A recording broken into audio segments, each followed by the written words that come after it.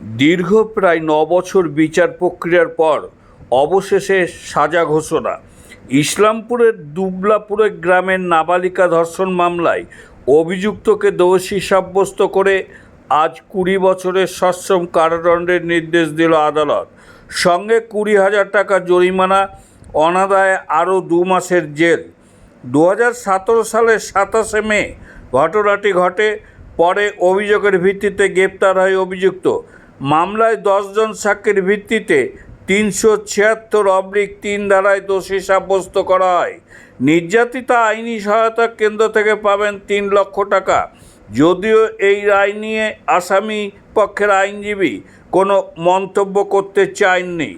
প্রবাহ সংবাদ, লালবাগ থেকে শঙ্কর ঘোষের রিপোর্ট। কেসটা তো হিনিয়াস অফেন্স, একটা ১৪.৫ বছরের মেয়েকে ধর্ষণ করা হয়েছিল, যেটা পক্সো, এবং যেটা নতুন আমাদের পক্সো অ্যাক্ট ২০১২-তে, যেটা যখন আমাদের প্রধানমন্ত্রী মনমোহন সিং ছিলেন, এই আইনটা এটা দিল্লিতে জানেন সবাই, বাসের মধ্যে একটা মেয়েকে ধর্ষণ করে মেরে ফেলা হয়েছিল।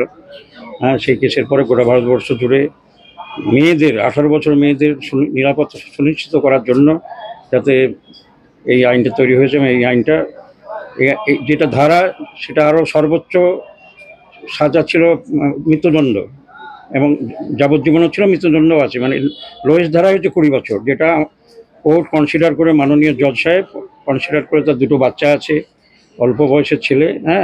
আমরাও হাইয়েস্ট পানিশমেন্টটা আমরা প্রে করিনি, আমরা আমাদের প্রসিকিউশনের তরফ থেকে। সেই জন্য আমরা সব দিকটা বিচার করে বলুন যে আপনার যেটা ভালো হয়, মিনিমাম পানিশমেন্টটাই দেওয়া হয়েছে ২০ বছর।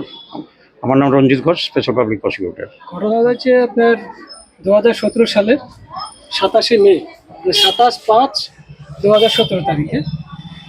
সময়টা হচ্ছে মোটামুটি রাতে ৮টার সময়। যে কেসে যে ভিজি, তাকে আসামি ফোন করে ডাকে বাড়ির বাইরে আসার পর তাকে জোর করে গিয়ে পাশের একটা পাটের ক্ষেত আর কি, পাটের মাঠে গিয়ে তাকে জোর করে ধর্ষণ করে। দীর্ঘ ৯ বছর বিচার হওয়ার পর, চলাকালীন হওয়ার পর, আজকে জজ সাহেব রায় দিলেন। আসামিকে ২০ বছর জেল দিলেন, আর ২০,০০০ টাকা জরিমানা দিলেন, অনাদায়ে আরও ২ মাস। এবং সেই সঙ্গে এই কেসে যে ভিজি, তাকে কম্পেনসেশন হিসাবে ৩ লাখ টাকা লিগ্যাল এইড থেকে দেওয়ার নির্দেশ দিলেন। আচ্ছা, কজন সাক্ষী গ্রহণ করা হয়েছে? ১০ জন সাক্ষী হয়েছে। কোথাকার ঘটনা? ইসলামপুর থানার দুবলাপুর গ্রামের। সাজা কি হয়েছে? সাজা হয়েছে ২০ বছর জেল এবং ২০,০০০ টাকা জরিমানা, অনাদায়ে আরও। আপনি এই কেসের পিপি ছিলেন? এই কেসে পিপি ছিলেন, আমাদের সহযোগী ছিলেন, আমরা ৩ জন টিম ওয়ার্ক ছিল। আমাদের সঙ্গে শাহানা ম্যাডাম ছিলেন, রঞ্জিত ঘোষ মহাশয় ছিলেন। ৩ জনে একসঙ্গে করেছি, টিম ওয়ার্ক একটা, আমরা একসঙ্গে আমরা করেছি। বিচারক কে ছিলেন? জিতেন গুপ্তা।